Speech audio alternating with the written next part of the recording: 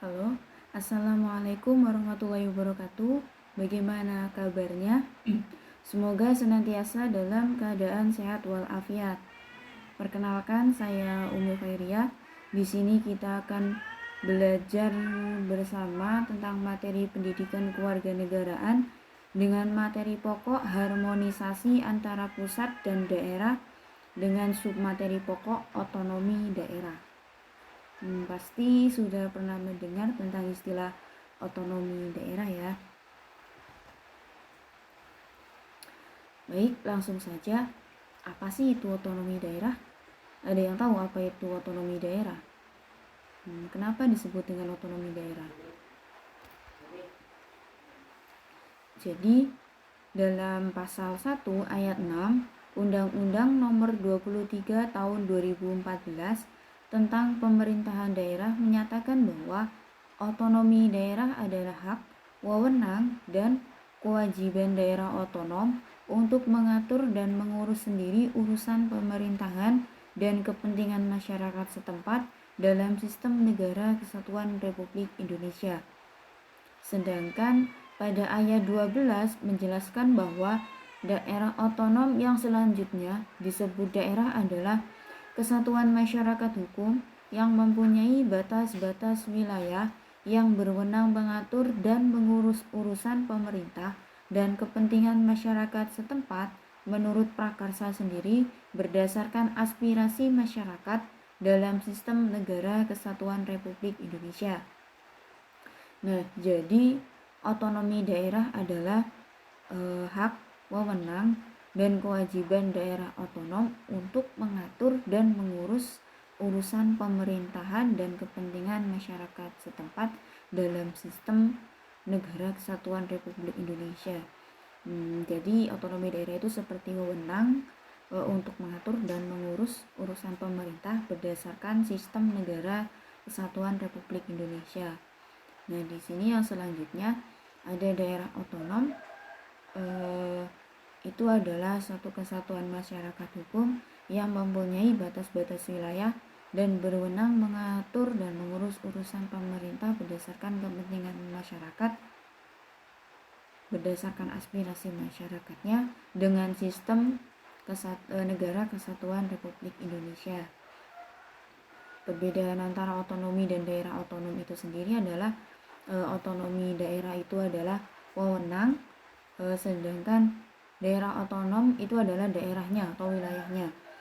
Jadi otonomi daerah itu adalah wewenang untuk mengatur dan mengurus pemerintahan berdasarkan sistem negara kesatuan Republik Indonesia, sedangkan daerah otonomnya itu adalah daerahnya atau wilayahnya yang berwenang untuk mengatur dan mengurus urusan pemerintahan serta kepentingan masyarakatnya berdasarkan dengan sistem negara kesatuan Indonesia.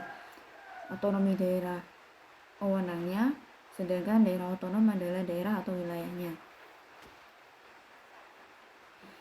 Di sini dalam Undang-Undang Nomor 23 Tahun 2014 juga mengatur bahwa otonomi daerah dilaksanakan berdasarkan asas otonomi.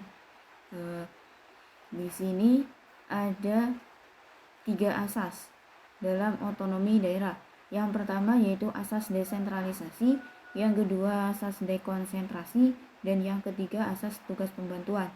Ingat ya, ada 3 asas. Yang pertama ada asas desentralisasi, asas dekonsentrasi, dan asas tugas pembantuan. Apa sih makna dari ketiga asas tersebut? Yang pertama yaitu asas desentralisasi. Apa itu asas desentralisasi? Jadi, asas desentralisasi adalah penyerahan urusan pemerintah oleh pemerintah pusat kepada daerah otonom. Jadi, asas desentralisasi yaitu penyerahan urusan pemerintah oleh pemerintah pusat kepada daerah otonom. Yang kedua yaitu asas dekonsentrasi. Apa itu asas dekonsentrasi? Asas dekonsentrasi adalah pelimpahan sebagian urusan yang menjadi kewenangan pemerintah pusat kepada gubernur sebagai wakil pemerintah pusat. Jadi desentralisasi penyerahan wewenang oleh pemerintah pusat kepada daerah otonom. Kalau dekonsentrasi itu pelimpahan sebagian urusan pemerintah yang menjadi kewenangan pemerintah pusat kepada gubernur sebagai wakil pemerintah pusat. Nah, dan yang terakhir yaitu tugas pembantuan. Apa itu tugas pembantuan? Tugas pembantuan itu adalah penugasan dari pemerintah pusat kepada daerah otonom untuk melaksanakan sebagian urusan pemerintahan yang menjadi kewenangan pemerintah pusat atau dari pemerintah daerah provinsi kepada daerah kabupaten untuk melaksanakan sebagian urusan pemerintahan yang menjadi kewenangan daerah provinsi. Jadi tugas pembantuan itu adalah penugasan dari pemerintah pusat kepada daerah otonom untuk melaksanakan sebagian urusan pemerintah yang menjadi kewenangan pemerintah pusat. Nah, dalam pasal 13 ayat 1 Undang-Undang Nomor 23 Tahun 2014 tentang pemerintahan daerah menyatakan bahwa pelaksanaan otonomi daerah itu harus didasarkan pada prinsip akuntabilitas, efisiensi, eksternalitas, dan kepentingan strategis nasional. Jadi di sini ada 4 prinsip dalam pelaksanaan otonomi daerah. Yang harus diingat-ingat, ada 4 prinsip dalam pelaksanaan otonomi daerah. Yang pertama yaitu prinsip akuntabilitas, yang kedua efisiensi, yang ketiga eksternalitas, dan yang terakhir yaitu kepentingan strategis nasional. Itu adalah keempat prinsip dalam pelaksanaan otonomi daerah. Lalu apa sih pengertian dari maksud dari keempat prinsip tersebut?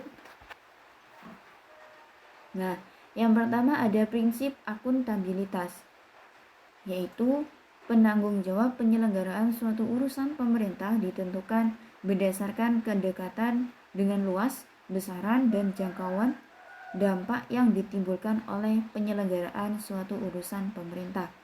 Jadi prinsip akuntabilitas yaitu penanggung jawab penyelenggaraan urusan pemerintah yang didasarkan pada kedekatan dengan luas, besaran, dan jangkauan dampak yang ditimbulkan oleh penyelenggaraan suatu urusan pemerintah. Yang kedua ada prinsip efisiensi, adalah penyelenggaraan suatu urusan pemerintah ditentukan berdasarkan perbandingan tingkat daya guna paling tinggi yang dapat diperoleh. Efisiensi itu penyelenggaraan yang ditentukan oleh tingkat daya guna paling tinggi yang diperoleh.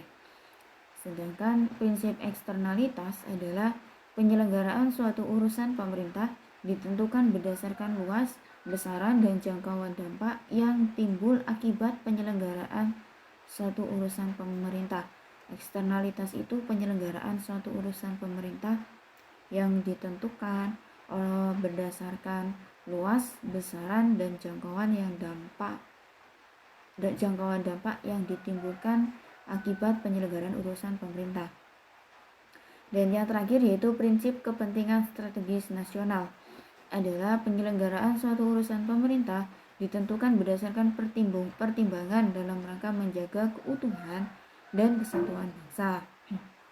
Jadi itu adalah 4 prinsip dalam pelaksanaan otonomi daerah.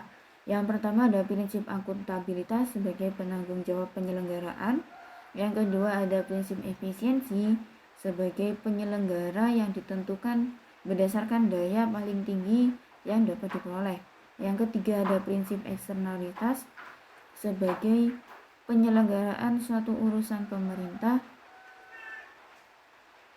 Dan yang terakhir yaitu prinsip kepentingan strategis nasional sebagai penyelenggara suatu urusan berdasarkan pertimbangan keutuhan dan kesatuan suatu bangsa. Jadi itu adalah materi tentang otonomi daerah yang dapat saya sampaikan. Apabila ada salah-salah kata saya mohon maaf, dan kepada Allah saya mohon ampun. Saya akhiri. Wassalamualaikum warahmatullahi wabarakatuh.